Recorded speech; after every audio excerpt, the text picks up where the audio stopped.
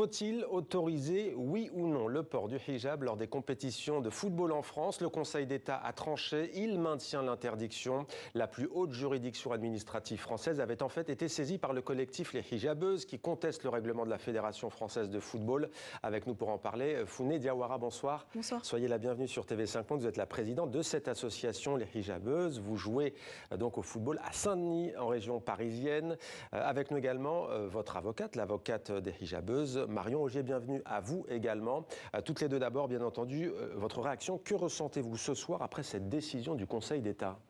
Alors, énormément d'indignation, effectivement, puisque, comme vous devez le savoir, il y a quelques jours, le rapporteur public s'est positionné en notre faveur. Donc, le rapporteur public a appelé le Conseil d'État à statuer en notre faveur et a demandé à la FFF de modifier ses règlements, dont l'article 1 qui stipule l'interdiction des ports de signes religieux. Effectivement, nous, on s'attendait à ce que le Conseil d'État, comme il le fait habituellement, suive les requêtes du rapporteur public, ce qui n'a pas été le cas. On a été profondément choqués, profondément déçus, et on s'est demandé effectivement d'où c'est sorti. Alors justement, pour être précis, effectivement, le rapporteur public que vous citez, vous avez donné raison il y a quelques jours, estimant qu'il n'y avait ni prosélytisme, ni provocation dans le seul port du hijab et aucune exigence de neutralité pour pratiquer le football avec un couvre-chef. Qu'est-ce qui s'est passé entre-temps ? Un grand climat de tension politique et sociale et médiatique, même si j'ose espérer que ce n'est pas ça qui a fait fléchir le Conseil d'État et que cette décision est assumée par le Conseil d'État en toute indépendance et impartialité. Simplement, on n'a pas complètement perdu dans le sens où le Conseil d'État nous suit sur un point qui est le point essentiel et qu'il faut redire puisque malheureusement la population ne le comprend pas. Le principe de neutralité ne s'applique pas aux joueurs et aux joueuses qui sont licenciés. Il n'y a pas de principe, le principe de laïcité garantit la liberté d'exercer son culte et ça, il ne le remet pas en cause. Le Conseil d'État dit simplement que, on le sait, on peut limiter cette liberté lorsque, normalement, c'est nécessaire au bon fonctionnement du service. En principe, c'est en cas de questions d'hygiène ou de sécurité. Par exemple, les filles, elles jouent avec un hijab qui est confectionné pour la pratique du sport.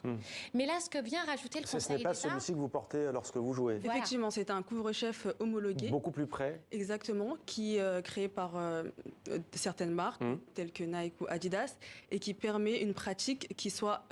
Normalement, il faut en citer une troisième. Vous n'en avez pas une troisième, parce que sinon, on va être accusé de concurrence. Il n'y a pas d'autres marques qui le font. Non, bah écoutez, moi c'est... Bon, on va citer les Decathlon, parce que Decathlon doit le faire sans doute aussi. Il y avait eu des polémiques. Mais en fait, ce sont des hijabs qui sont adaptés par rapport à la transpiration, qui tiennent bien, qu'on peut entrer dans le t-shirt et qui évitent les étouffements aussi peut-être et les tirages. C'est une bonne pratique. Poursuivez, maître, vous disiez. Et c'est la raison pour laquelle on retenait qu'il n'y avait pas de difficulté pour le bon fonctionnement du service public. Et d'ailleurs, la FFF a toujours dit ce n'est pas une question de bon fonctionnement du service public. Et là, le Conseil d'État aujourd'hui vient prendre cette petite brèche pour considérer que le bon fonctionnement du service public implique de prévenir les risques d'affrontement ou de confrontation et qu'à ce titre, l'AFFF pouvait interdire l'expression d'une appartenance non seulement religieuse, parce qu'on parle beaucoup du foulard, mais en réalité, c'est une interdiction d'exprimer une appartenance politique, philosophique, syndicale, et je crois que c'est tout. Et donc, c'est là où le Conseil d'État considère que dans la prévention de ce risque d'affrontement, on pourrait interdire cette expression. L'interdiction est dictée par la fédération et donc adaptée et proportionnée. Vous ne comprenez pas, vous, la position, cette fois non pas du Conseil d'État, on en a parlé, mais de la Fédération française de football? Effectivement, c'est ce que l'on combat depuis le départ.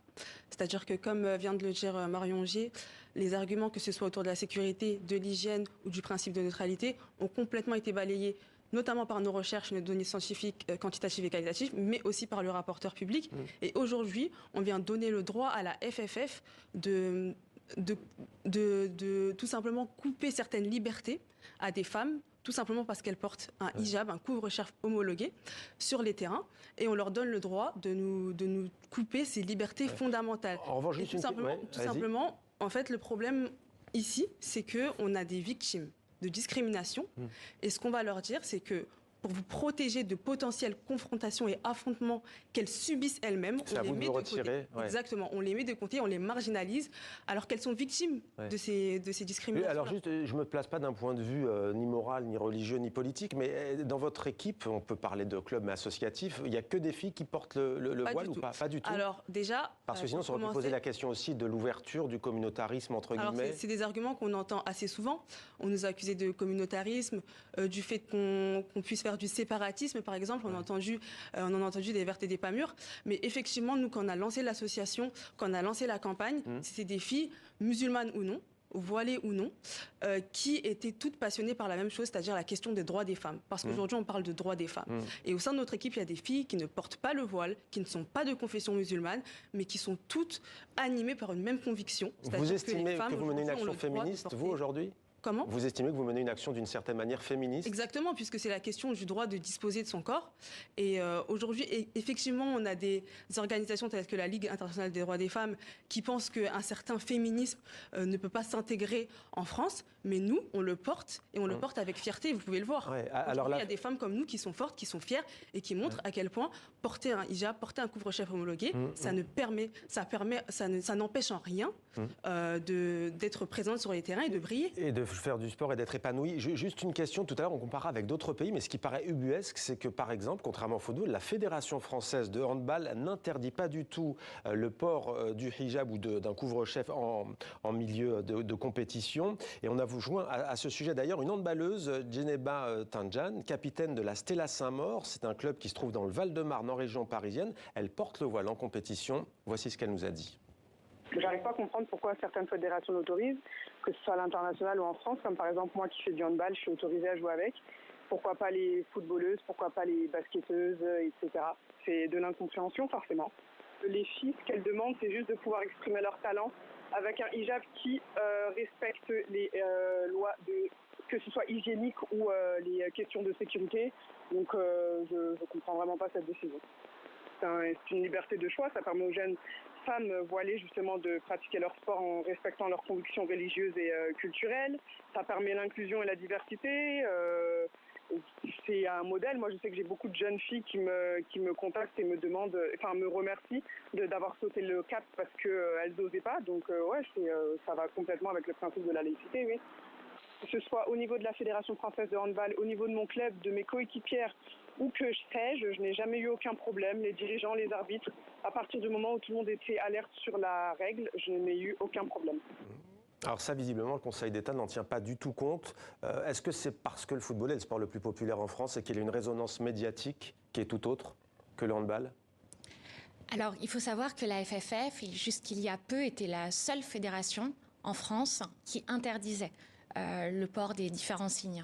Elle a été rejointe récemment par la Fédération française de basketball, mais c'est une exception. C'est une exception tant sur le niveau international, puisque la France est le seul pays pour lequel une fédération interdit ce type de signe. Mais est-ce que ce n'est pas justement la question aussi qui n'existe pas forcément ni aux États-unis ni en Angleterre ni en Finlande, la question de la laïcité, de la séparation de l'Église et de l'État, encore une fois ? Ce n'est pas une question de laïcité.